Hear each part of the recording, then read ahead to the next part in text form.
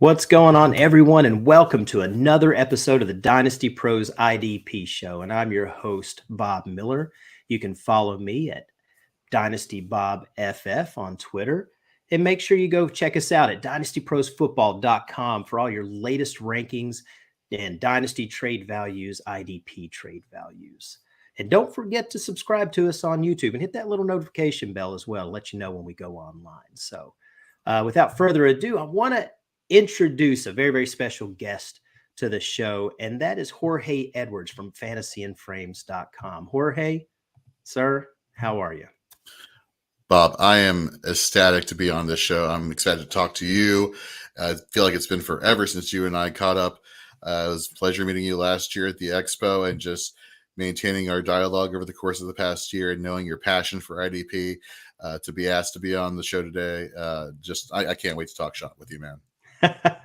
I'm right there with you, my friend. Absolutely. I love it. We can't get enough of it, and it can't grow fast enough. I'm telling you, it's slowly creeping up there. A lot more people are getting involved, and everyone that gets involved in IDP absolutely loves it. Mm-hmm. But there's a handful of people that just don't. They get a little timid. They get a little afraid. Maybe it's a little, I don't know, a little more or a little much for them. I mean, what do you think? I mean, because I know, like with me, when I invite people to IDP leagues all the time to kind of expand their horizons in a way, and I get a little pushback because maybe they think they're going to be giving away money or something like that. And I was telling a story last week on our show that, I brought in a guy into my home league last year that's been going since 2010. And it's full IDP. And it was his first year playing IDP. And he had the best record in the league. He finished with the top record in the league. First year he's done it. What's your thoughts on people coming in or when you're trying to introduce more people to IDP? So there's like a fine line between not wanting to overwhelm them, but also to make it worth their while. So, Yeah. for example, I have and everybody has their own personal opinions when it comes to how to play IDP. Mine in particular is if you're going to introduce IDP into your home league, then you have to introduce, more than just one IDP spot, because if you have one IDP spot, well, you still have a majority of your roster being offensive players. And you have really good performances from your offensive players and you have like a bad week from your IDP player. Well, that's okay because my offensive players compensated for my IDP. But if you make it a more balanced playing field where you have some equal distribution of IDP players, IDP spots, as well as offensive spots, well, now the value is there. Now you've set precedent for why the value should be there for IDP, why you should be targeting them earlier, as well as the different, specific positions you're looking for depending on your IDP scoring. But I always tell people, to come back and answer your question, like, look, do you like watching football? Yeah, cool. You'll love IDP. Do you Exactly. Do you like it when your favorite linebacker gets a hit, or your cornerback gets an interception, or your safety gets a hit, or your defensive edge rusher, whatever you name it, gets a sack? I mean, that's everybody forgets. And everybody remembers Cooper Kupp in the Super Bowl a couple years ago, getting that game-winning touchdown. Yep. Everyone forgets Aaron Donald got the game-clinching sack to secure that title. So, if you like watching football, trust me, you can make IDP fun. You can make it non-intimidating. And with the great people here at Dynasty Pros, just a lot of great IDP content you all got here. Really impressive stuff you got going on here. Yeah, I tend to agree exactly with you there because when you're watching football, it's not like you get, okay, my offense is off the field. We just punted the ball. I'm going to get up and, go to the bat. I'm going to go and take a break until you're watching defense. And there's nothing, I mean, you might want to watch defense just as much. You want to see one of your edge rushers get that sack or get a tackle for loss or an interception, and all of that stuff. So it's so exciting. So why not? Let's introduce that into fantasy football. And it's, if your guy gets a sack, that's kind of like one of your wide receivers getting a touchdown, Right. So it's so exciting to have that and to, bring that into fantasy football because it adds a whole other layer to fantasy, especially when it can get a little stale. I mean, let's not lie. Right. If you're in, 5, 6, 7 dynasty leagues where you got just all the same offensive players, you kind of get a little bored. Sure. All my favorite leagues include IDPs. That is hands down. And I've just started really getting more and more into Devi. That's a whole other ball game right there. But we'll save that. I've got a whole Devi team over at Dynasty Pros that talks about that. But that's a whole that's a whole world there. So, You want to know something interesting? yeah. Up until 2019, I had never played in a fantasy football league where there wasn't IDP. What's up, Gator? Yeah, so when somebody was like, "So we're gonna invite you to our league," I'm like, "Oh, well, thank you." And it's like, okay, running back, wide receiver, flex, kicker. I'm like, okay, DST. What's a DST? Yeah. It's like, where's my linebacker, defensive lineman, defensive back spots? So yeah, no, IDP is where it's at, folks. Oh, absolutely. It's just so much fun. It's great. We can promote it all day, all we want, but man, it's just so much fun. So listen, man, I absolutely love Fantasy and Frames. I love your team over there. And I'm not going to lie. I'm not just saying that just to, because you're a guest on the show, brother. You and I have talked on the side plenty. And I've told you almost every time how much I admire you guys and admire what you have going on over there. I want more people to see Fantasy and Frames. So why don't you tell us a little bit about yourself, how it got started, and tell us all about what you're doing over there.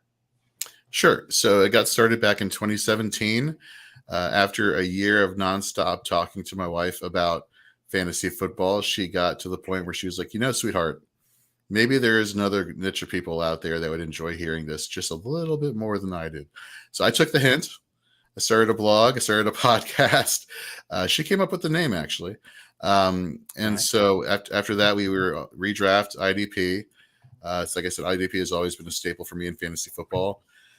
And since then, we've grown from like a staff of like 2 to 3 to now, as of today, we have 22 people covering everything from redraft, IDP, Dynasty to DFS, best ball.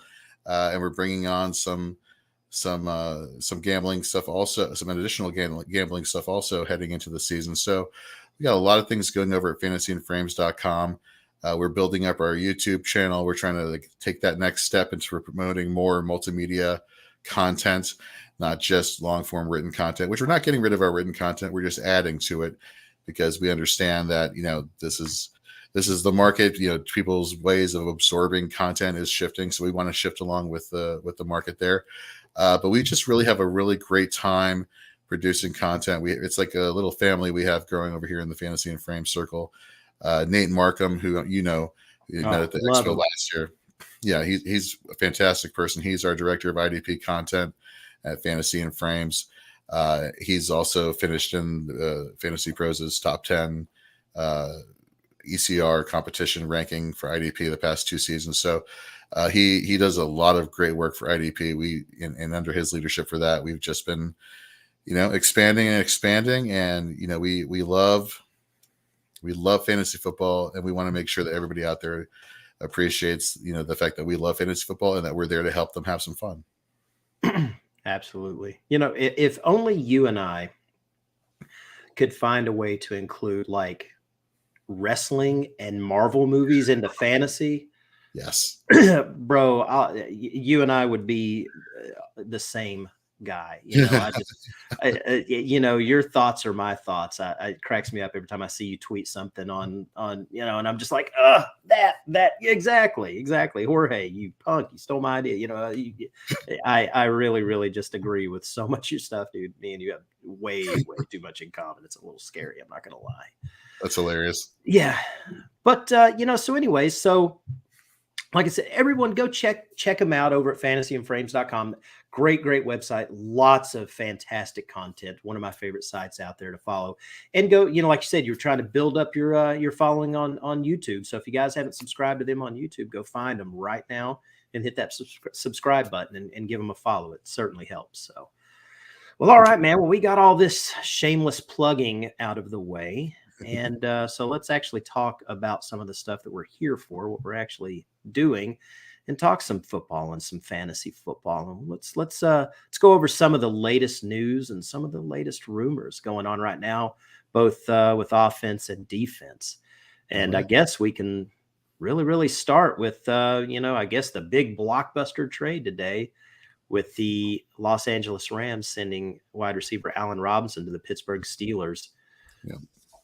basically for free. I mean, they swapped 7th round picks, and the Rams, I think, are paying 10 of the 15 million that he's owed this year. So, what's your thoughts on that deal? I mean, the basic response I want to give is like, oh, veteran presence, veteran leadership. I don't think the Steelers are bringing in Allen Robinson to be the second coming of Antonio Brown in that Steelers offense. That's not happening. You drafted your future in George Pickens last year. You still have Deontay on the team. There's no Claypool there. Maybe he slides into the Claypool role. I don't know. This is actually a very puzzling transaction that they have here, and the fact that it came out of nowhere. Like, I don't know about you, but I did not see any rumors or anything about Allen Robinson going to Pittsburgh of all places. Not Pittsburgh, but just the fact that LA was just trying to get rid of him. He Yeah. wanted out and they wanted rid of him. So it makes sense. And I think you're right. I think he slides into that Claypool type of an outside receiver. I actually think Pickens is going to be Pickens. I don't think it has any effect on him. He's going to be the big play guy. And a good red zone target. However, I think this kind of makes Deontay Johnson move more into the slot to where he might see quite a few more targets. I mean, Freiermuth's going to get a few, but I think this actually helps, the likes of Deontay Johnson, because he was a huge letdown last year. Yeah, no touchdowns on the season at all. Although you did see the targets starting to display there. The question I have here is this going to be too much for Kenny Pickett to handle going into year two? Like, you didn't see him really get a real full mastery of the offense last year. Obviously, he's a rookie. He's coming into a situation where he's unfamiliar with, and it takes a rookie time to adjust. Is surrounding him with all these weapons here now going to be a little bit too much for him, or is he going to rise to the occasion? I mean, that's ultimately going to be the question here, right? Whether or not the quarterback can do anything here. I think he does. I think he's able to utilize this. Do I trust Matt Canada to put all these places in place as the offensive coordinator for the Steelers to make this Steelers offense humming again? That is another question. I personally don't think so. But for fantasy purposes, though, I 100% agree with you that this is probably going to help Deontay more. He was more of in his most productive seasons, he was in the slot majority of the time. He got those targets from Big Ben. And the fact of the matter is, he's too talented for people to fade too much. But people are going to fade him. They're going to fade him because he didn't score a touchdown at all last year, and because of which he could be a huge value for you now in your fantasy drafts. Absolutely. I think it'd be someone, if you're watching the show, someone to possibly target, because I don't know if his value could be any lower right now than it is. So you could probably get him at a deal. And we certainly think that, he's going to progress this following season. If he scores one touchdown, that's progress. There you go. Absolutely. All right. So let's move on. Rumor has it that the Philadelphia Eagles gave Jalen Hurts $255 million. That's the rumor. Can you confirm? No. Yeah, man. They signed him to this huge deal. Great job locking him up. And how easy was that? Huh? Yeah. It wasn't an ongoing saga like this Lamar situation. I mean, he got 179 guaranteed. So, what's your thoughts on that contract? Having an agent really helps out matters when it comes to, I don't know if you've heard about this, but there are these people out there called sports agents that negotiate deals for a living. This is what they trained for, that they go to school for, and they make it happen. And so I just find this utterly hilarious. What do I think of the deal? Great for Jalen Hurts. I am a huge Jalen Hurts fan. Some of you may not know, or maybe you do. During his post-game presser after the Super Bowl, this little kid was the last person to interview him and ask him a question. And the kid basically said, not really being aware of the magnitude of what he just went through, losing in the Super Bowl. But the little kid asked Jalen Hurts, like, what do you take away from losing? How do you adjust? How do you get over losing? Losing. What do you do to bounce back? And Jalen Hurts, like, instead of getting like flustered and upset and getting into the emotion of having just lost the Super Bowl, just like, he thinks about it for a second and he answers this kid's question so eloquently and politely. And leaves everybody watching this with just a positive taste in their mouth of like, this is a quality human being. You want good things to happen for this person. And so for him to get this contract, for me, I'm like, yes, this is fantastic. Now, Agreed. I couldn't imagine them letting him walk. But I mean, a year ago, I mean, they were considering, like, hey, is this our quarterback? right. Now for Lamar, now that's the question. Now, like, what happens here? Does he realize he should have an agent? Does this make him dig his heels in more? I don't know. Let's be honest here. The issue here with Lamar is he wants Deshaun Watson money, which no team is going to pay Deshaun Watson money. And Cleveland was just off their rocker giving him all that money to begin with. And I hate to say it, I get it. He was an MVP. What was it, 2019 when he was an MVP? Yeah. Has he played a full season since then? I mean, the last Barely. he has. Yeah. It's been rough. Injuries have taken their toll. No more Greg Roman. That's the next factor here. Now that's something to pay attention to. If Lamar does come back under the franchise tag and plays, will this improve his longevity? Will he be able to stay on the field more? Because I think he comes back, he plays the 1 year on the franchise tag, and if he's able to play a full slate this season and again to the playoffs, well, now you're saying, okay, well, now the issues of me being injury prone or whatnot are out the window because we have this new philosophy and offense in Baltimore. I can stay protected. We can utilize me as a passer, which he can do very well. Now Baltimore is in a position where, like, well, wow, now we really got to pay this guy the money, which is then great for Lamar. If it turns into a situation where he's holding out or he's not going out there to do anything, like, this is only going to go downhill really quickly. Yeah, it's not going to be good for him. I mean, he's the only way he can improve his stock is exactly what you said. If he plays on this 1 year, on this franchise tag, goes out there and plays a full healthy season in this new offense by Todd Monken and lights it up, then we can talk again this time next year and see if we can lock you up and maybe you can earn yourself some more money. But right now, you're talking about a guy that hasn't finished a season in 3 years. That's got one playoff victory, and he's winning all of 230 plus guaranteed, where a guy that just took a team to the Super Bowl, damn near won the Super Bowl, just got 179, almost 180 guaranteed. I loved the contract for Jalen Hurts because everyone knows I'm a big Baltimore fan, and I would like to see Lamar stay there. I really, really would. And I think that this deal, it kind of makes him eat crow a little bit. And the fact that, Schefter and Rappaport and these guys are reporting that the Ravens actually offered him $200 million guaranteed. Really about the same contract as Jalen got. However, they offered him $200 guaranteed where Jalen got 179, 180. Just makes you think, like, do I just take that money and run? Do I get it now? But this is not good for Lamar. This contract knocks him down a peg or two. So I agree. You can't really say like, hey, I've done this or I've done, bro, this guy really has done more than you. Now he's got weapons, but who knows, man, that thing needs to come to an end. Either he needs to sign that franchise tag, play another season and try and build and get paid again this time next year, or just, they need to lock him up to a, 4 or 5 year deal. So right. That's really, I could go in all day about Lamar, and I'm sure people are absolutely sick of hearing it because I am. So let's move on from that. So talking about Adam Schefter just a moment ago, been seeing and reading that according to him that there's speculation that the Houston Texans might not go QB with the second pick overall. And then in fact, they're actually entertaining offers. Is that a good thing or a bad thing? What are your thoughts there? I don't buy it for 1 second. I seriously, I don't buy it for 1 second. When free agency started, it was, and I still am a huge fan of what the Texans have been doing on offense, bringing back two key pieces, of their offensive line. You bring in Devin Singletary, so now you got the 1-2 punch at running back. You bring in Robert Woods, who, yes, people could say he's washed. I call it veteran presence in the wide receiver room.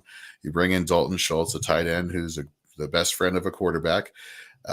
You solidify all these offensive pieces around here for Houston, And all you need to do is just put in the quarterback who has, the playmakers around him, and just let him give him the ball. Let him do the work for him. Yeah. It's versus putting a rookie quarterback in a situation where he is all there is and he's bound to fall on his face. I think Houston's done a great job making the perfect landing spot for a rookie quarterback. And the fact that they're Schefter is saying that they're going to be entertaining offers, like, yes, I guess you're doing your due diligence, and if you get like multiple picks, then I understand it. Yep. If I'm Houston, like, you're not going to be in a better spot to have a nurturing environment for a rookie quarterback than you have right now. So why not just pull the trigger on that? I couldn't agree more. You just kind of took the words right out of my mouth. I don't buy it for 1 second either. I mean, you have a franchise quarterback sitting in your lap. Either it's Bryce Young or it's CJ Stroud. You have your option to have one of those guys. As of right now, it looks like it's going to be Stroud. Davis Mills is not the guy. Okay. Mm-hmm. I hate to break the news to you, but he's not the guy. So you've got your franchise QB there. That's what you need. Anybody that's picking normally at the top of the draft has QB issues, and they're no exception. So, yeah, I mean, they can entertain offers all day if somebody blows them away because they want to move up and grab, say, CJ Stroud or something like that. I mean, yeah, you want to say that it's available. I mean, in fantasy football, brother, in my dynasty leagues, I tell everyone, hey, every player on my team is available. I mean, you got to pay the price, but they're available, Right. if you want them. So, I think they're just doing what they should. That's just kind of like coach speak for a GM. I don't buy it for a second. In fact, in my new, I guess I'll be releasing my personal mock draft here in the next couple of days. I mean, I have him going number 2. It's no doubt, and then they come back around at pick 12. I mean, what better pick than Jackson Smith and Jigba? I mean, come on now. Right. I mean, Right. his favorite target from college. I mean, it's just, I even put it in the article. It's a match made in heaven. Houston, don't jack this up. Don't screw it up. Mm-hmm. Don't get too pretty. Don't. Yeah. Don't get in your own way there, guys. So, Absolutely. well, all right. So speaking of possibly trading picks, I mean, obviously Arizona has been shopping that number 3 pick. And in fact, I just can't see them keeping it. I think they'd be silly to keep that pick. So they're going to trade it. And a lot of rumors, and in my latest mock, I have the Tennessee Titans moving all the way up from, I think, pick 11 to select Anthony Richardson. Give me your thoughts on Richardson and what you think of him, and and then kind of to piggyback off of that, do you think maybe the Titans would be a good fit for him? What more does he have to do to show that he can potentially be an elite prospect, elite quarterback at this level? You saw his performance in college last year, and then everybody was saying, oh, well, maybe there's this, maybe there's that, maybe he can't do this, maybe he can't do that. Well, I guess the combine will tell us. And I think people were saying that, who were saying maybe the combine would tell us that we're looking at the combine as an opportunity to kind of like prove themselves right, in the sense of like, we knew he couldn't do it. And what did he do? He blew the combine off the doors. Like, it was like his performance was fantastic. Look, he is definitely a first round selection at the quarterback position. What do I think of Tennessee trading up and getting him? They better. Malik Willis is not the answer. As good as an interesting story as that was last year, Ryan Tannehill is not your long term answer. And let's face it, if you're an organization, and let's just put real football talk on the back burner for a second. If you're an organization trying to fill your stadium with fill those seats up in your stadium, you better have something and somebody exciting to get them going, to want to come up to your football games and to cheer on your team. And what better than one of the best college prospect quarterbacks in this class? It makes too much sense for Tennessee, if they're in that position, to draft Anthony Richardson. You have Treylon Burks there. You have Derrick Henry still there. Whether they address the running back position for the future is something we could talk about at a later time, which I think they should. That's just me. Absolutely. But you have some holes on the offensive line. Your tight end appears to be solid. But you need that name value. You need that name value. You need that explosive playmaker that Richardson is, and who can compensate for a lot of deficiencies that your team on offense has, specifically along that offensive line. So his mobility, his playmaking, his touch, his arm. I mean, whatever thing you want to give him praise for, this guy could do a lot of good, especially going to a team like the Tennessee Titans. Yeah, and Tennessee's played Baltimore enough and have gotten burned up by Lamar Jackson. So I think just the thought of having that type of player on their team, hence the reason why I believe they went and got Malik Willis, which was a bad move. Malik Willis is not Anthony Richardson. I think Richardson probably needs to sit, and I'd sit him for possibly a season, as hard as that may be, especially for that fan base, if Tannehill's stinking it up or if they even dare put Malik Willis in there to play. So, Right. but yeah, he is a prospect. I think he needs some time. Actually, he does need time. Yeah, he's not a day one starter. So just my fear is a team picking high in the draft, rushing him out there and making that mistake and just shattering his confidence. Hmm. We don't want that. And so it would be very, very interesting to see that. And in fact, if the Colts then take Will Levis at 4, that's an NFL like record. It's NFL history. There's never been a quarterback going 1, 2, 3, 4 to start a draft.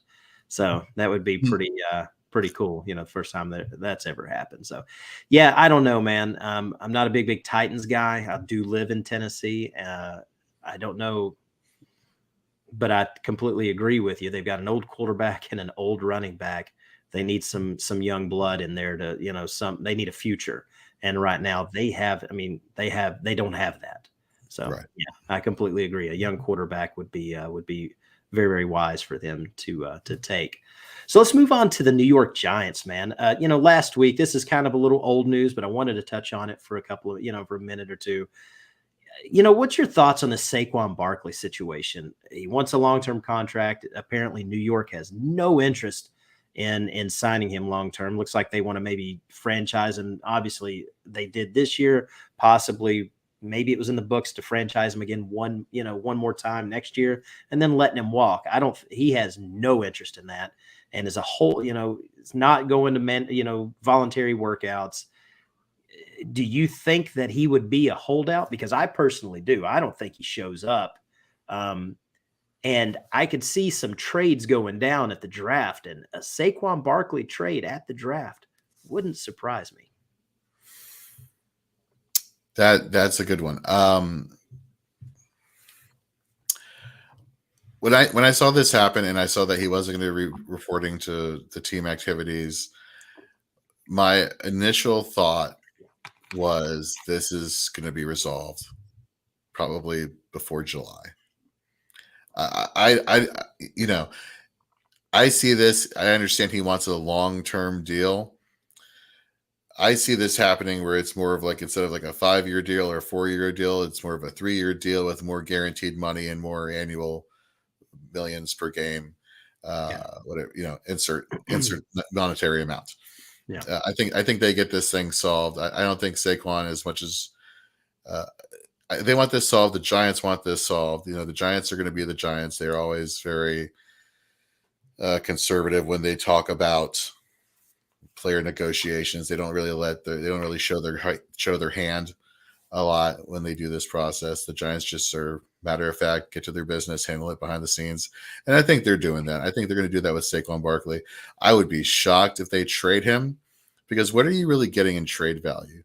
As much as running back has been depreciated over the past few seasons, or I should say several seasons when we really think about it, what compensation could you possibly be expecting back for Saquon Barkley?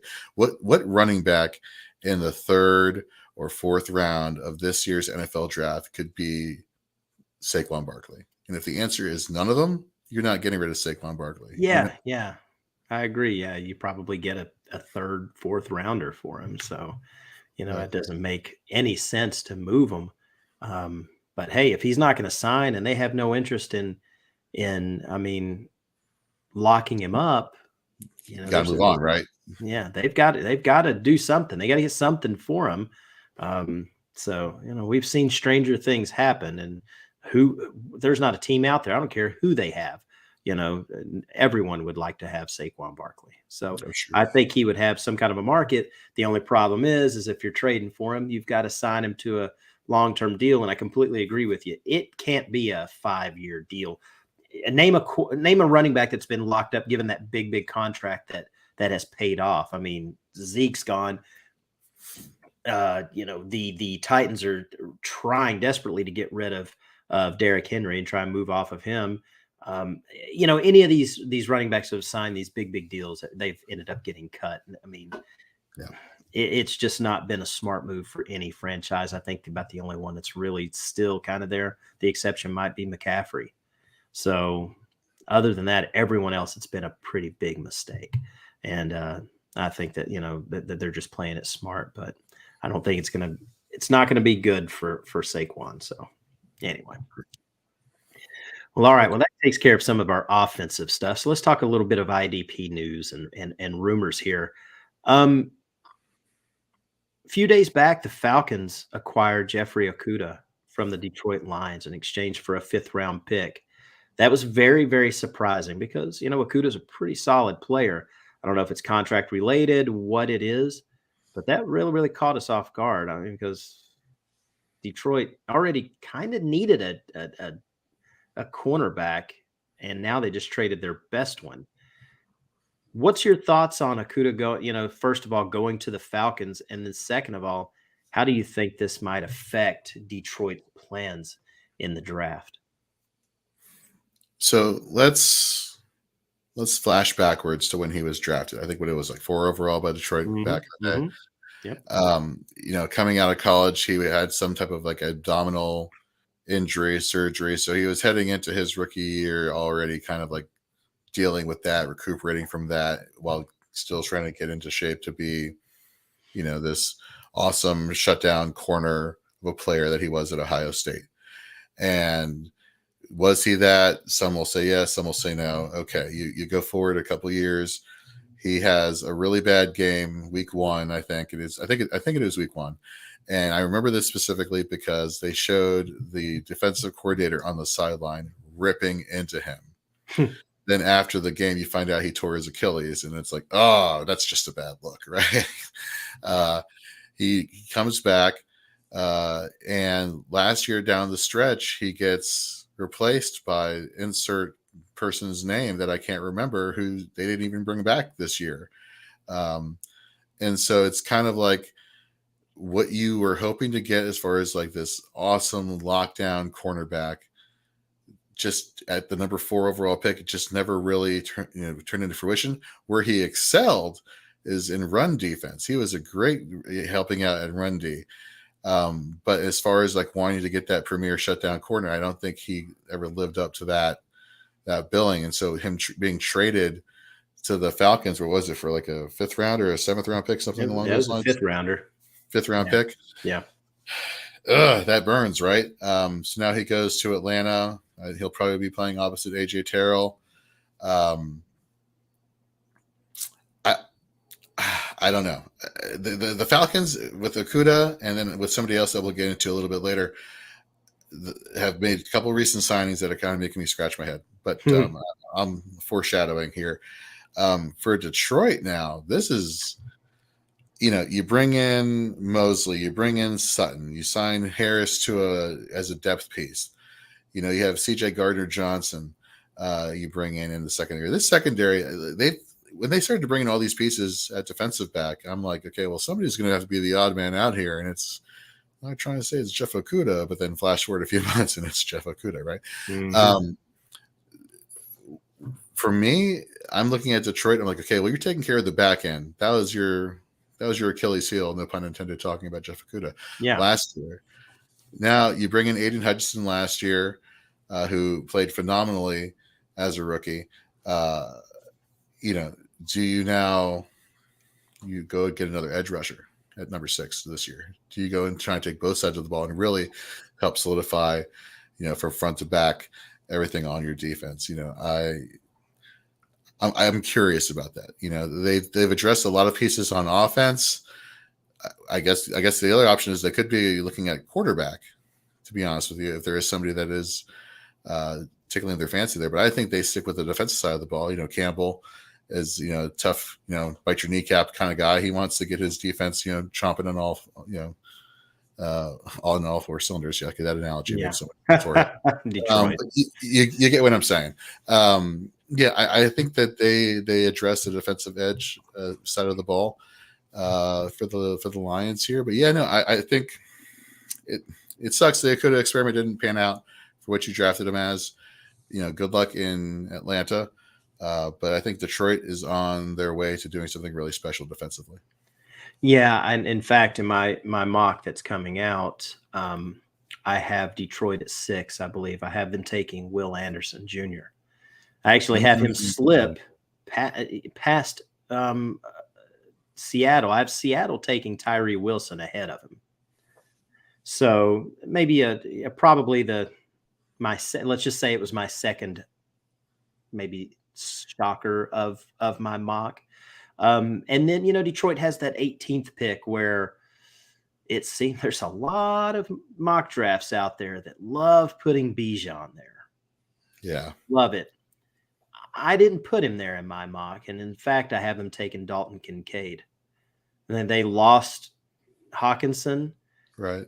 That tends to be a little bit of a luxury pick. And before the top 4 corners are gone by that 18th pick in my mock. So they take the best pass catching, tight end in the draft and replace what, that hole that's been left behind, that void left behind by the departed, TJ Hawkinson. So a little bit behind the curtains there, let you know about the mock. But I think Will Anderson, Aiden Hutchinson, bro. Makes too much sense almost. And I love that move you have there, that we have him slipping, going further down in the draft, because I 100% agree that could definitely be something that would happen on draft night.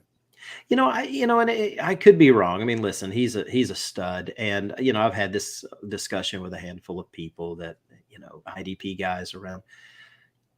I think Tyree Wilson's a little bit better all-around football player than Will Anderson. Will Anderson to me is kind of like I was saying, I think it was Master IDP had a tweet the other day, and he was like, describe him, what's a player comp? And to me, he was Dwight Freeney. He's Von Miller. He's that edge type of specialist, a pass rushing specialist, where I think Tyree Wilson is a more solid edge guy. He's going to get to the quarterback. He's going to put that pressure on him, but he absolutely is fantastic against the run game. He's a tackle for loss machine. And I think that makes a lot more sense. Personally, it would be hard for me to pass him up if he was available to me. I just like him a little bit better as an all-around player than Will Anderson. That's the reason why I kind of made that pick. So I don't know. I guess we'll find out here in about a week and a half, won't we? Pretty much, right? Absolutely. It's so close. We're so close, man. It's so close. Oh, I can't wait. So speaking of the Falcons, they also made another move, and they signed Bud Dupree to a 1-year deal. They didn't give him a whole lot of money, but, he's shown that he can get to the quarterback in the past. It looks like he's probably signed a 1-year contract, maybe to show that he can still play. He's been a little injury prone last couple of seasons. So, this is one of those, like, let me show you what I can do. And I'm going to get plenty of opportunity here in Atlanta. And maybe I can get that one last, maybe 2 or 3 year deal. What's your thoughts on that signing there in Atlanta? Okay. So what you just said is exactly what he said in an interview, which is fantastic. Really? Wow. Yeah. No, it is hilarious. No, but that's perfect. You nailed it right on the head.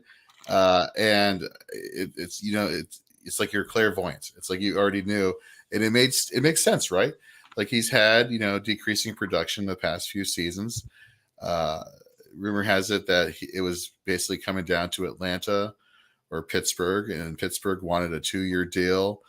And Atlanta was just going to give him the 1, and he wanted to basically do a one and done, build up his his stock there, and cash in next season. And that's what Atlanta was doing. In Atlanta, for one of the players I'll be talking about later, it makes me scratch my head a little bit why they brought in Dupree. And I'll tease that for a little bit later, but it is an interesting signing. Obviously, pass rusher is a need. I thought when they drafted the Falcons, that is Arnold Ebiketie last year, that Ebiketie would be somebody that towards the end of the season would start to show some signs of just utter, to quote John Cena, ruthless aggression. There's your WWE quote for the night there, Bob. But it just didn't pan out, and so they've made some moves here where they in the offseason that it could be used to address the edge rusher position. So yeah, Dupree, he's an interesting signing for sure. Yeah, it doesn't hurt, I mean, edge rushers are hard to come by, and he's shown to be a pretty productive one in the past as long as he's on the field. So I think this was a win-win for both. If he can stay on the field, maybe he can cash in, like I said, a year from now. If he's on the field, then Atlanta's getting a hell of a lot more than their money's worth, with Sure. it. So, well, all right. Well, let's talk about Budda Baker. Man, what in the world is going on here? Pay me, make me the highest paid safety, or trade me. What does Arizona do here, man? I mean, they have to pay him, right? Do they? I mean, do they? I don't know. I don't know if they have to. I want to say it's now 2 seasons in a row he has dealt with injuries that have helped. I don't want to say I guess they're technically season-ending injuries, but they weren't like catastrophic injuries. But you've seen the injury bug kind of get him late down the stretch towards the season. The past 2 seasons, whether it's a concussion, it was like a brutal concussion 2 years ago, and I forget what it was this year that may have hampered his production / availability. But this is what's going on in Arizona is kind of disturbing. You bring in this new head coach from the Philadelphia Eagles. You're trying to revamp everything. A year ago, we're talking about Kyler Murray's contract having a no play Call of Duty clause into it. You're questioning your quarterback's, dedication to his craft on the field. You have your now current wide receiver 1, DeAndre Hopkins, looking to be cut or shopped, and you have your team owner in the middle of some contract. Like, there's just all sorts of craziness going on in the desert. Yeah, they are a little bit of a dumpster fire right now. It's very Washington Commanders-esque. Speaking as a Washington Commanders fan, I can sympathize with the fan base there in Arizona currently. Anyhow, to get back to your question, Budda Baker, they need to pay him. I don't think they need to pay him. And if they let him go, then they'll address that in the draft. I don't think he's somebody who is warranted of getting top money. Like, look, with all due respect, he's not Derwin James. I'll just throw that out there. I love Budda Baker, but you've seen his productivity and usage shift, with the onset of Jalen Thompson in the past few seasons. People will say, well, it's an anomaly. It only happened for 1 season. Well, no, Jalen Thompson's been pretty good for 2 seasons now. How many seasons are we going to have to see this before we start to say, hey, guess what? Jalen Thompson is a pretty damn good safety in the NFL, as well as for fantasy. So Budda Baker, I don't think he gets that money. I think this is all smoke. I think this is all drama. If anything, I see him getting traded more so than I do see him getting re-signed by Arizona. What are your thoughts? I couldn't agree more. I mean, I don't think he's a solid player, but some of the injuries have kind of taken a toll on him. I just don't think bottom line, I don't think he's worth that kind of money. If he wants to be the highest paid safety in the league, man, go somewhere else and do it. We'll be glad to grab get a second round pick out of you, maybe even a first. So yeah, don't play chicken with me if I'm running that team. Right. Exactly. Yeah. I don't like squeaky wheels. And if you don't want to be here, then I'll be more than happy to accommodate that. Have a good day. So, exactly. Yep. All right. So speaking of wanting to trade, I know this one's kind of a last week thing, but I didn't get to talk about it. Devin White, out of Tampa has asked for a trade, but the Buccaneers have zero interest in moving him. Where do we think this goes? Do you think he's trying to get paid, or does he see this kind of sinking ship that he doesn't want to waste his prime years on a team that's going nowhere? See, now this is a situation where I see Tampa Bay paying him. Shutting him up. Here you go. I really do. I don't look, go down with the ching like, woe is me. I'm Devin White. I just got a Super Bowl ring a couple of years ago. My life is so horrible. Like, no, like they have some pieces they need to adjust in Tampa Bay. Absolutely. Do I think they're as bad as a lot of other people think they're at? No, I don't. I think they're a quarterback away from, having, not the level you were having with Tom Brady at its apex, but I think you're at a point where you're at least competitive in that division. Mm-hmm. It's not a strong division there, Bob. I mean, it's not going to take too much for, things to kind of turn them around. Granted, I'm not saying Baker Mayfield's the answer. But I think the core of this Tampa Bay team, regardless of coaching regime, has always been the defense. Defense from the days of Warren Sapp and Rondé Barber and John Lynch to now. I mean, the Buccaneers defense has been something that people will always respect. And I think that would be a huge mismanagement of, player personnel if they were to trade Devin White or get rid of him or not pay him what I think he's due, what he's earned. Yeah, I couldn't agree more there. Especially seeing, you can just take a look at Chicago and see them trade Roquan. And Roquan, once he gets settled in Baltimore, just lights it up as he does, gets a great contract.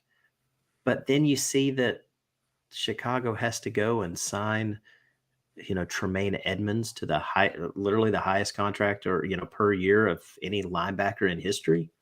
But yet you didn't want to pay Roquan. This doesn't make sense. So, Tampa would be very, very wise to not. This guy's special. I mean, heck, and what was it? 2 seasons ago, he was our number one, basically our number one linebacker in Dynasty, in IDP leagues, our Dynasty leagues. And I think the year before, Shaq Barrett, which we will talk about here in a little bit.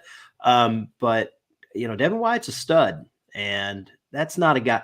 We talked about Budda Baker, like, hey man, take care, see you later, we'll help you out, we'll drive you to the airport. However, I'm not letting Devin White leave the building. Let's pay this guy. Let's make him happy. He is going to be the face of our defense. Let's make the man happy. So I'm right there with you, 100%. They can't let him go unless they just get just blown away with an offer there. So, speaking of someone that's wanting to get paid and possibly could hold out, Jets defensive tackle Quinnen Williams, heck of a player there. He's not reported to voluntary offseason program as he's seeking a new contract in that $23 to $25 million per year range. He worth that? Pay the man.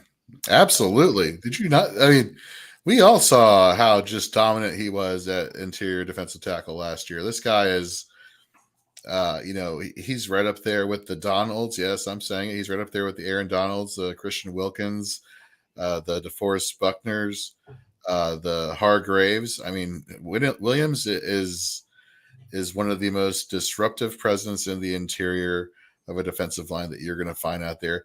He's somebody who, for my dynasty rankings, I have him in my top 12, which is, again, rare because, having a defensive tackle in most fantasy leagues doesn't really equate to a lot of fantasy production.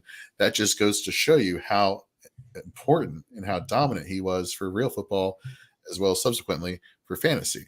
So yeah, if I'm the Jets, I'm like, look, I know we're talking about Aaron Rodgers here, but if Aaron Rodgers doesn't show up, well, we need something to help us be competitive. And so by not re-upping Quinnen Williams, you're doing your organization a huge disservice. Like just lock him up, lock up that defensive line position, defensive line spot, and be on your way. Yeah, he's a heck of a player. He's been very, very durable.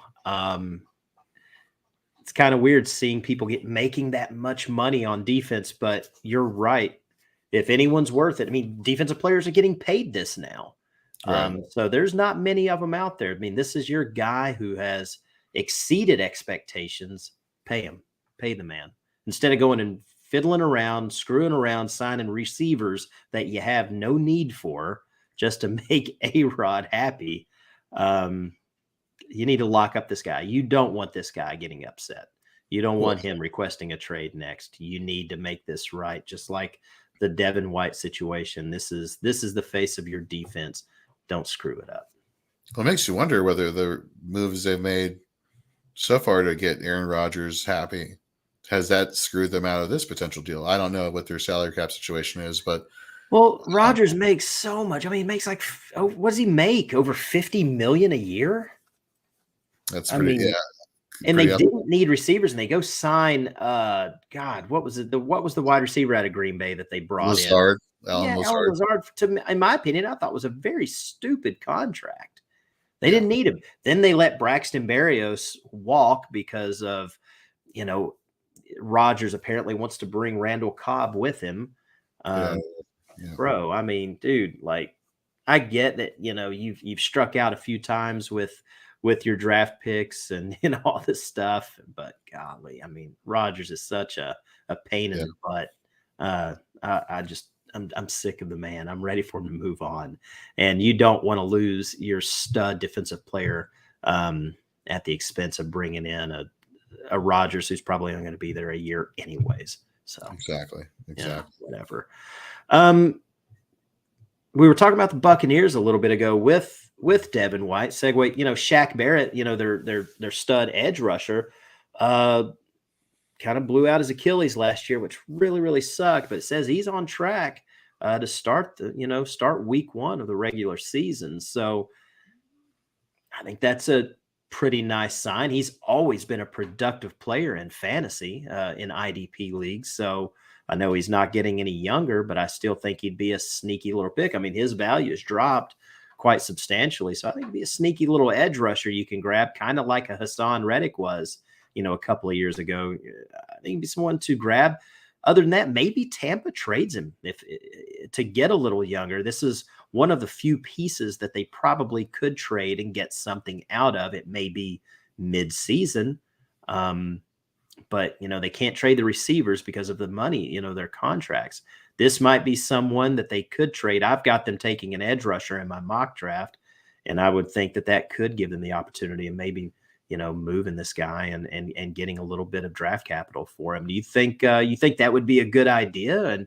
And what's your thoughts on him coming back? I mean, I think he could be a nice little sneaky little pickup, in your IDP leagues, especially if he's maybe on the waiver wire, Well, especially for a player coming off of an Achilles who says that they're going to be ready week 1, not June, not July, not August, but week 1, which tells me, okay, well, there's going to be an adjustment period before he's back up to full speed, if he gets back up to full speed. So what does that mean? That means his value is going to go down, in which case you can get him at a value and just kind of like hold him on your bench until it's time for, it's time to throw him back in there because he's firing on all cylinders. As far as as far as trading him goes, I mean, it's all about, what you can get and whether or not you think whatever you're getting has the potential to be better than what you already have.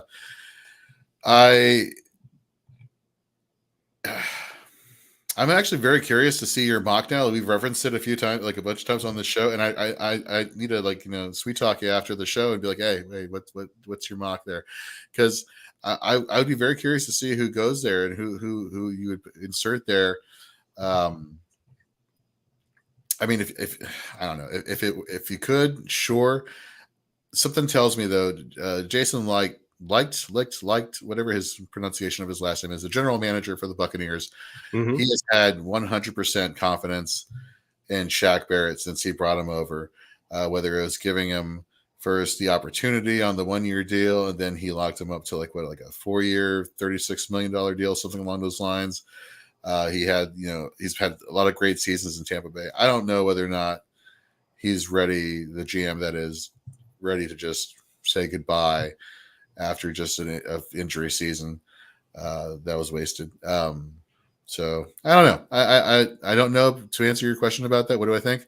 I think that for fantasy though, he's definitely going to be a value for you in your drafts come August. Yeah, and I agree. I think maybe he may not be at full speed week one. I think maybe if he is traded, it's kind of one of those trade deadline deals. But talk about that mock. I have them taking Nolan Smith out of Georgia. So Ooh, look yep. at you. That's good. That's a good one. All right. Yeah, that's who I've got. That's who I've got. I'm going with there. Well, all right. So we've kind of knocked out some of the news and rumors there. Let's get into some of our favorite targets. Let's just say, or some of our favorite IDP targets that we're maybe trying to pick up via trade, or if we're in a startup, maybe picking them up, in the draft. Who's some guys to you that you really really like that? Maybe hopefully some of your guys in your league aren't watching the show right now, so we don't want them to know what the plan is. But name a couple of guys. Let's start off. Who's someone that sticks out to you that you've been targeting, you're trying to get your hands on at a good deal. So I'm glad you said that first part, because truth be told, these are guys I went out and I found on my waiver wire in a bunch of my IDP Dynasty leagues, and I'm like, add, yes, now, give me now. So I'm already ahead of the curve of being able to say these players' names. But I don't care. Yeah, thank you. So let's start with the first one, defensive lineman Agbanya Okoronkwo, now of the Cleveland Browns, or as Nate Markham at Fantasy and Frames dubbed him last year, OGOK. I think that's a pretty neat and simple. It makes a lot of sense. A heck of a lot easier to say. Exactly. OGOK. That's for you, Nate. Last year, when he finally started seeing the bulk of his opportunities in week 13 and on, he was the defensive lineman 13 in total pressures with a pressure rate of 19.7%, which is right up there with elite pass rushers such as Micah Parsons, Nick Bosa, and it was even higher than his now teammate, Myles Garrett. And we're talking about fantasy production using Fantasy Pro scoring, which, again, we all have our different IDP scoring settings, and that merit to all of them. Sure. Fantasy Pros, theirs is a very basic scoring. I guess that's the best way to put it. Even with a basic scoring setting, he still was averaging 11.3 points per game, which is good for DL2 numbers. So you put him in a league where scoring setting rewards big plays or is a bit more balanced or whatnot, that's only going to increase his value. He now finds himself in Cleveland opposite Myles Garrett. You have Dalvin Tomlinson in the middle of that defensive line, soaking up all those blocks in the middle. That's only going to help him in one-on-one pass rushing situations, which, again, down the stretch last season, finished as the edge rusher 5 in overall win percentage. We think about the Cleveland Browns defensive line, and for years it was Myles Garrett rushing the passer on one side and Jadeveon Clowney going after the run on the other side. Well, now you're saying what Cleveland is now committed to. They want to get after the quarterbacks in their division. They want to get after the quarterbacks in this league. And Myles Garrett, is as elite as it gets, and he's going to command that double team more often than not. Tomlinson is a mammoth of a human being. He's going to demand that double team. Somebody's going to have to be the primary beneficiary of those one-on-one opportunities. And like I said, edge rusher 5 in terms of win rate last year, OGOK is okay with me. Nice. He has been, around the IDP community. We kind of want to consider him a sleeper, but unfortunately, I don't know if I would call him much of a sleeper anymore because a lot of people like this guy. OG is definitely climbing up the boards there. So luckily I've gotten my hands on him in almost every IDP league I'm in, sitting on the waiver wire, free money. Who else? What's another guy that sticks out to you? So I was alluding to this a little bit earlier with Atlanta when we were talking about Bud Dupree. But when this signing happened in free agency, I loved it. Thought it was very smart. And for fantasy purposes, I couldn't have enough of it. Caden Ellis, the linebacker, formerly now of the New Orleans Saints, last year from weeks 9 through 17, which is right around the time that Pete Werner went out due to injury for the Saints. You saw Caden Ellis step in. And during those 8 games, he just went ballistic. 4.5 sacks with a 21.8% pressure rate. Folks, some edge rushers, some of the best edge rushers in the NFL don't get up to a 21.8% pressure rate. He had 6 TFLs, tackles for a loss, 63 total tackles in run support, 17.2% tackle rate against the run. Just phenomenal elite numbers. Was averaging, again, using as the barometer, the baseline basic scoring for fantasy pros, 15.1 points per game. Well, thanks. By the way, sorry to cut you off. I just get a notification on my phone in one of my IDP leagues on Sleeper. Somebody just picked up Caden Ellis just now. Oh, that's funny. Congratulations to your teammate. I am sorry for you, Bob, that I didn't. My phone goes off. I hear meep, meep, and I go over there and look, and yep. I was like, somebody didn't just go grab? I was thinking somebody didn't just go grab like, OG or something in a league where I forgot him. And nope, Caden Ellis, thanks. But go ahead, as you were, sir. Thank you. No, but what makes him so impressive is like he had like his first outing as the starter opposite Demario Davis, and he went tackle crazy, which is great. And then I look back that I was like, okay, well, let me keep track of this player as the season keeps going on. And then you look at the next week, I'm looking at the tackle numbers. I'm like, tackle numbers aren't really that impressive.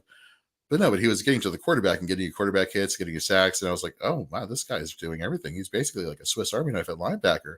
Mm-hmm. And I want to say on Sleeper for a good chunk of time, he was dual eligible as a defensive lineman and as a linebacker, which is something I'll get into in a little bit. But anyhow, so now he finds his way to Atlanta, where you have second-year linebacker Troy Anderson kind of towards the end of last season, asserting himself as a starting linebacker, taking snaps away from Michael Walker, even though Michael Walker did post his first 100 tackle season of his 3-year career. That being the case, given Ellis's versatility, both playing off-ball linebacker or playing on the edge, getting to the quarterback, it makes too much sense to not have Caden Ellis on the field at all times. Now, let's address the bud in the room and Bud Dupree. We talked about it earlier. Hasn't played a full season since 2019. His tackle volume has been decreasing every year. His sack numbers have gone down. I understand that he and many people are seeing this as a one and done situation. You could very well see Walker, Anderson, your 2 linebackers. You could potentially see them adopting a 3-4 scheme here, where you have your 2 edge rushers and Ellis and Bud Dupree. You have your inside guys with Walker and Anderson, because they're not bringing back Rashad Evans at this point, I don't believe. And really maximizing all 4 of those players' skill sets. That being the case, Caden Ellis, folks, this guy's good. This guy's really good. And again, for fantasy now, if he gets that dual eligibility, if the snaps do show that he is lining up more at edge and he is able to be inserted into your defensive line spot, he is a must insert every single week. Let me check. Let me look on the old Sleeper here. He's not. I checked. No. Yeah. Okay. So we I know, right? It sucks. But that could change. And that has definitely, Sleeper, for all the great things that they do on that platform, when it comes to IDP, they need to do a little bit more work. Sleeper HQ, if you're listening. That being the case, even if you rookies. Let's get rookies in there. Let's get some IDP rookies. Let's start with that, and then work our way up, right? Let's just start there. And they're saying they're not going to do it until after the draft. Okay, whatever. It's don't even get me started. But even if he just was in that linebacker only role, in terms of position designation on Sleeper, if you're playing in a league with 2 linebackers and an IDP flex or 3 linebackers deep, he's going to put up enough production some way, somehow on the field to be your joker, to be your wild card, that you're going to have him as your flex, who could potentially, or your LB3, who at the minimum could give you mid LB2 numbers. Towards the end of last season, he was finishing as a top 15 linebacker in points per game scoring using Fantasy Pro scoring settings. And here's the kicker. New Orleans, much like many defenses nowadays, are running the 5-2, where you got your 2 linebackers on the field and your 5 defensive backs.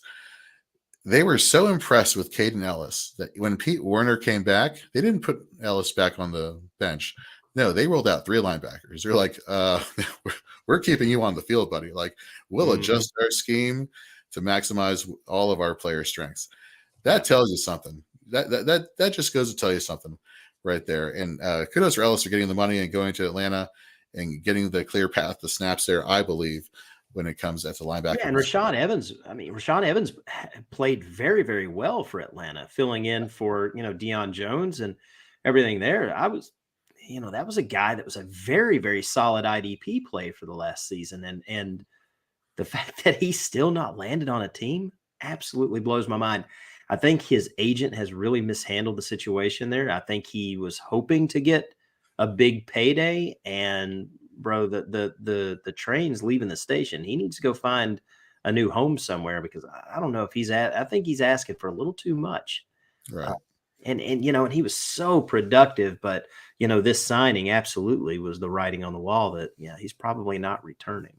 So yeah, great one there. I'm going to have to go and look around and see if he's available in any leagues.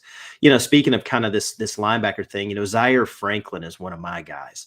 In our scoring system over at Dynasty Pros, I know we were talking about Fantasy Pros, but Dynasty Pros, you get rewarded nicely for your, sacks and tackles for loss. And especially, obviously, you're going to get your rewards for tackles.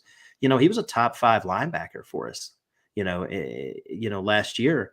And I don't see that changing. He's a tackle machine. And with the durability issues over the last 2 seasons with Shaq Leonard, saying everything's on track for Shaquille Leonard to be ready this year, but how long does that last? We've heard this for going on. This is like the 3rd year we're having to, we've dealt with it for the last 2 years. So I'm not holding my breath when it comes to Shaq Leonard. I think that Zaire Franklin is their guy, and he's not getting enough recognition in the IDP world. I don't know if people think it was just a one-year wonder, but not me. I think he is a phenomenal. I don't think he's I think he's a fantastic IDP asset, and someone I have certainly targeted in so many leagues, because I think I can get him for a lot cheaper than what he really should be worth. What's your thoughts there with Franklin? For fantasy, there is no way I can put any trust into Shaquille Leonard in terms of where his value had been the past 3 seasons. Like, I'm sorry, the injuries have mounted up. I think I have him like in my 20s, mid to low 20s in dynasty rankings, just because of that. Whether that's fair or not, that's up for debate. That being the case, Zaire Franklin, I'm with you. I don't think he's a one-hit wonder. I think the tackle volume is just going to be there now. Okereke's now with the Giants. So now the tackle volume is sure to increase there. Yes, will they insert random linebacker to take his spot? Sure, fine. But Franklin was dominant without somebody who was as good as Okereke. Imagine what he's going to be like when he has to play with somebody who isn't as good as Okereke. He's just going to get to the ball carrier. He's going to do such. Oh my God! He had over 102 solo tackles last year. I think he had 167 maybe combined tackles, and then those numbers could improve. He was a top 5 linebacker in our scoring last year. So you're telling me that those numbers could absolutely improve? That's putting him in like the Frankie Louvu, Roquan Smith, a Luakon type of conversation here. Absolutely. Like you talked about it. You just mentioned it. The 167 tackles last year, 102 of those were solo. Obviously, we know that solos count more often than not than assisted. So he's got that going for him. You're not going to have somebody on that team who's going to be siphoning away those solo tackles, bringing him more of a 50-50 split there with the solo to assist. You want for your LB1s to have that great disparity between your solo and assisted tackles. And I think there is no reason as of right now that should not continue to be the case next season. No, and he's still, I believe he's what, 20, maybe 26 years old. So he has several highly productive seasons ahead of him, and he stays on the field. He doesn't get hurt. That's a big deal. So awesome. Let me tell you another guy that I love. And I don't know if he repeats the numbers that he put up last year, but that's Patriots cornerback Marcus Jones. If you are in a league, if you're IDP league, even if you're in any league, in my opinion, you should count return yards. Okay. It makes some players a little bit more usable, your Devin Duvernays and, these guys that are the returners. I mean, you could use that depth in bye weeks. So I really love, and I think me and Michael Fabiano has had this conversation before about like every league should have return yards. And I completely agree. It just helps out a little bit and makes that savvy fantasy / dynasty player kind of know their stuff a little bit better. So I kind of segue into Marcus Jones, the returner for New England. Last year, he was an absolute, you call it a Swiss Army knife. You want to call it whatever you want, multi-position. Dude was an absolute cheat code. All right. A cheat code in our scoring. Now, it's not crazy scoring. It's nice scoring. I mean, he only had like 2 interceptions all year last year. So it wasn't like the Trayvon Diggs season or the JC Jackson season where they had all these picks and everything. It wasn't like that. Only had 34 tackles, yet he was the highest scoring defensive back in our scoring. He was a number 1 guy over everyone. And that includes safeties. That includes your Derwin James, those types of guys. But I mean, listen to these numbers. He had 34 tackles, 2 interceptions. He had 7 passes defended, and he played more as the season went along. He had a fumble recovery, actually had a pick 6. That's a big deal. But the return yards, he had 362 punt return yards, and 1 returned for a touchdown. He averaged 12.5 yards per return. Doesn't seem like a lot, but there's a lot of fair catches. This guy doesn't do that. He's an absolute threat every time he touches the ball. He had 345 kick return yards. He averaged over 23 yards per kick return. These points add up.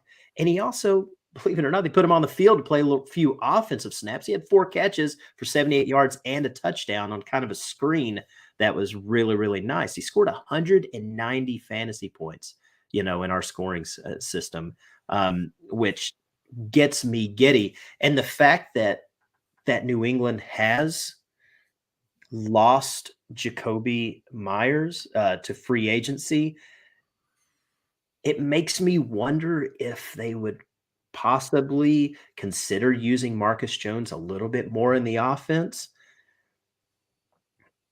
It would be cool. It would be really cool, especially, with your scoring. If a few more receptions doesn't hurt. I don't know if they use him a whole lot more because, again, in my mock draft, I have New England taking Jordan Addison. That's the guy I have them taking to replace the loss of Jacoby Myers. However, I don't see New England doing anything to get in this guy's way. He's still going to be their returner. And I just see him actually improving as an overall corner this following season and then the season after. Because if I'm not mistaken, I think he may have even been a rookie this past year.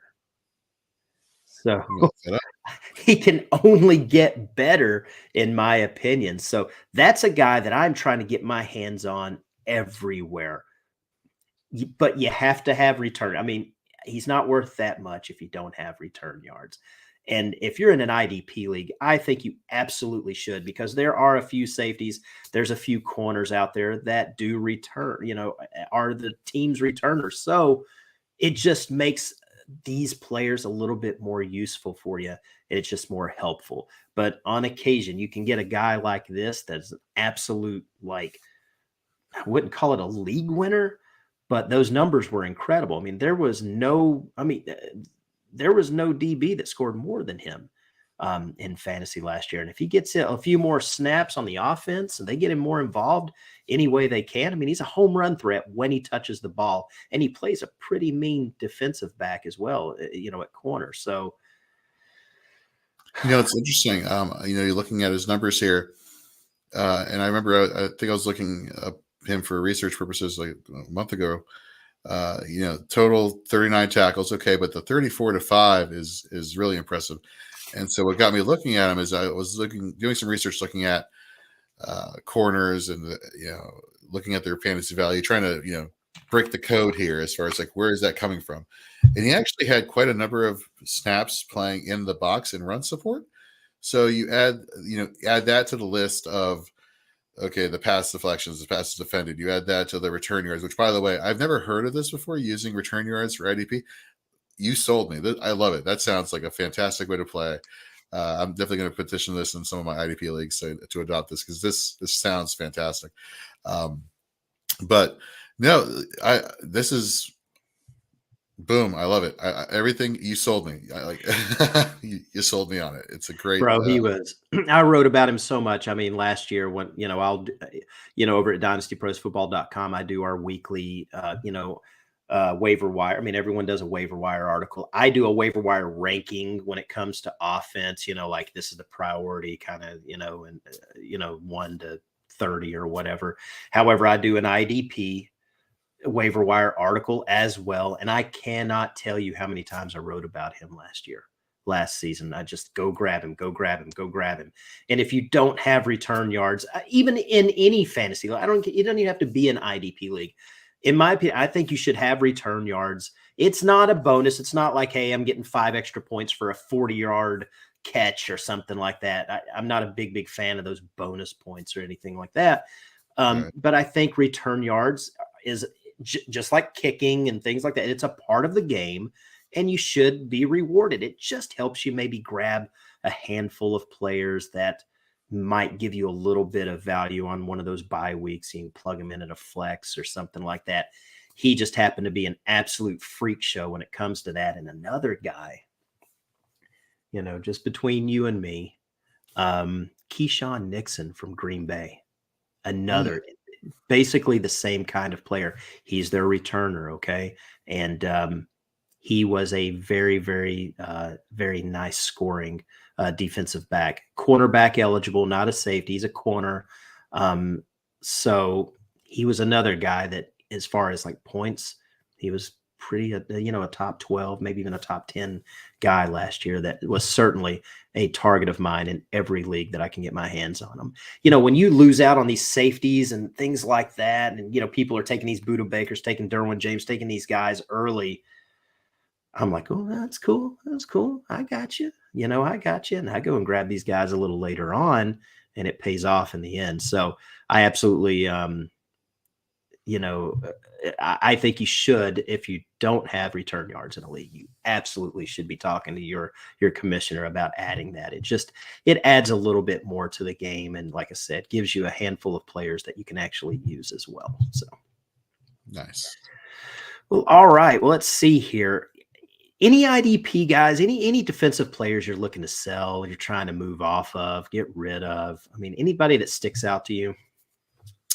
Yeah, and so truth be told, I acquired him last year, and now I'm trying to move him. I've done it many times. Yeah, so that is Devondre Campbell, linebacker, Green Bay Packers. Back in 2021, when he didn't have a lot of competition for tackles, he posted 146 total tackles, 102 solo, 44 assisted, finished as the LB4 in Fantasy Pro scoring with 14.8 points per game.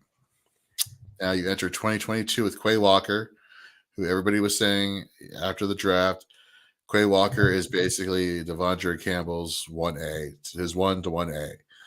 Similar skill set, similar metrics coming out of college, similar in a lot of ways. And, unfortunately, when you get that competition for tackles, that's going to kind of take a hit to your fantasy value. Mm-hmm. Now, last year, it is Devondre Campbell. 96 total tackles versus his 146 a couple seasons ago. Instead of 102 to 44, you had a 56 to 40. Okay, so now you're getting me more assisted, less solo. That hurts my fantasy value. Only ended up averaging 11.6 points per game, LB 31. From 4 to 31, that's a pretty huge drop. On top of that, he's now entering his 7th year. I want to be a year early than a year late. Absolutely. And that's why I'm looking to move Devontae Campbell. It makes all the sense in the world. That's how you play Dynasty. That's how you play fantasy. But we're talking Dynasty here, and yes, it's better to move them a year early than a year late. We've all been through it, Derrick Henry. So yeah, move off of them when their value is high. I'm a businessman when it comes to Dynasty, bro. I will trade anyone as long as I get the right deal, get the right return, and I don't care. A guy that I'm moving off of, I'm not even going to get into it. Shaq Leonard. I hope that he comes back healthy, and I hope he has a couple, starts the year off, with a bang and has a good game or two and looks like his old self because, bro, I am selling him. In all honesty, I don't own a single share of this guy. I won't. But there's IDP, like somebody's got him in your league. So if you're watching and you're an owner of this guy, wait to, see if he does come back, see if he plays, the first couple of games and plays well, then sell. He's a ticking time bomb, and we don't have to tell you any more about that. So before we end the show, I like to kind of ask maybe some of these rookies, who's some of your favorite rookies, whether it's an offensive player or a defensive player. You got a couple of guys that really stick out to you that you like, that you're targeting in some of these drafts, even though, Sleeper doesn't have IDP rookies or anything available. Yeah. So I got 2 defensive backs. One, I'm pretty sure a lot of people have heard of. Another one who I'll start off with, I'm pretty sure a lot of you may have not heard of. And with good reason. He hasn't been getting a lot of press lately. He wasn't even invited to the NFL Combine. He's had an up and down season and career in college. Ended up transferring to, I want to say, San Mateo Community College 1 year. Really produced really well. Went to Oregon, and I'm talking about Bennett Williams. Now, Pro Football Focus has him categorized as a cornerback. But every scouting report I've read about this guy says he's basically a glorified safety. They call him a safety. Like I said, he wasn't invited to the combine, had his ups and downs at college, but his last year at Oregon was pretty freaking phenomenal. 7 total tackles, 48 to 24, so good solo to assist, 8 pass breakups, 2 forced fumbles, 2 interceptions. Had a total tackle rate of 9.1% as a overall as a slot corner / strong safety, which is not too much higher, not too much lower than the next guy I'm going to be talking about that I'm sure people have heard of. He tackles very well. He gets downhill very well against us, according to scouting reports that I've read about this guy. He will be an efficient tackling machine, tackling box safety during the season. That could pay huge dividends for you come bye weeks. Again, depending on landing spot. Isn't that so funny? Like, we can't help but say depending on landing spot. There should be like a chime whenever somebody says depending on landing spot. But again, somebody that in the back of your mind here, just store that name, Bennett Williams.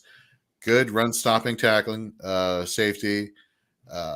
Could be a really good underdog story just from a humanitarian point of view, and showed last season that when put into the right position, he can produce.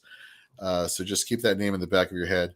The next one, I'm pretty sure a lot of people have heard of. Is basically the number 1 rated defensive back, and that's Brian Branch, Alabama. Yeah. Talk about tackle rate versus the run, 15.3%, elite. You look at the 90 total tackles, 58 to 32, 7 pass breakups, 3 sacks, 2 interceptions. He's Mr. Do-It-All. He is my DB1 overall in this rookie class, as I'm sure he is for a lot of managers out there. He is Mm, mm. Just so good. Can do it all as a playmaker on anywhere you want to line him up, whether it's rushing the passer, blitzing the passer, helping in run support, man coverage, tackles. I mean, tackle. This Does it guy all. does it all. So Brian Branch, Where would be absolutely. a good spot for him? What's a good landing spot for Branch? I'd say goodbye, Buda Baker. Hello, Brian Branch. Mm, mm. So you're thinking maybe you think he slips to maybe that third pick in the second round to Arizona? I think he is first round talent. Now, I whether or not that I team have him needs, going in the first round in my mock. I think he is first round talent. Where could he? That's such a great question. Let me tell you where I've got him going. Yeah, please to do. Well, he's part of a trade. Okay. Okay. All right. Let's just say I have, we had 9 trades in the first round last year. It was absolutely just crazy and delicious. We loved it. We ate it up. Okay. Absolutely. My mock, I have 4 trades in the first round. Kind Okay. of light, whatever. However, I do have the Baltimore Ravens trading out of pick 22, trading back a handful of positions. Okay. Um, Basically, the Dallas Cowboys jump up from 26 to 22 to take a particular player. So at 26, I have the Ravens trading back once again. There's no denying, like, they have been very vocal about picking up extra picks this year. And if they can trade back a few spots so Dallas can move up and grab a particular player, I have them trading back again from 26 back to 30 with the Philadelphia Eagles. Oh wow. And I have the Eagles leapfrogging 2 teams at 27 and 28 that need safety help. And that is, I believe, the Cincinnati Bengals and Buffalo Bills, I believe. Both of those teams need safety help. So I have Philly jumping up to pick 26 right in front of those guys and taking Brian Branch. I mean, That's they such lost both of their safeties to free agency. So, I mean, right. there's probably not a team that needs one more than these guys. That's a good point. That's a very good point. Yeah, so I thought that'd be an interesting scenario there that they jump up and grab him. And golly, I mean, if Philly wasn't scary enough, Right. my gosh, That's fantastic. That would make some headlines. I'll tell you what. yeah, it'd be huge. So I do have him. It's kind of crazy, but I do have him dropping back that far. I mean, just the way this mock shapes out. It was ruled. I mean, those corners and those edge rushers really, really took over, and a handful of linemen and a few tight ends. So, it just caused him to kind of slip back more and more and more. And finally, Philly sees the opportunity to jump up and grab him, especially ahead of the 2 teams that really, really need safeties almost as much as they do. So just made sense all around. So. Well, cool. Well, Jorge, man, thank you so much for being on the show. Like I said, I couldn't admire you any more than I do. It would be unhealthy if I admired you anymore. So just a huge, huge fan of yours, huge fan of the website, fantasyandframes.com. I advise everyone to go check you out over there and give you a follow on Twitter as well. And like I said, find you on YouTube, subscribe to your channel. And if you haven't subscribed to ours, do us a big, big favor and hit that subscribe button as well. We're part of the Dynasty Pros network, and we also team up with IDP guys as well. And what's a bigger IDP site than those guys? Lots of great people over there as well. So for myself, for Jorge, we appreciate you watching. Tune in a couple of weeks, and we'll be back with another episode of the Dynasty Pros IDP show. Take care, everybody. See ya.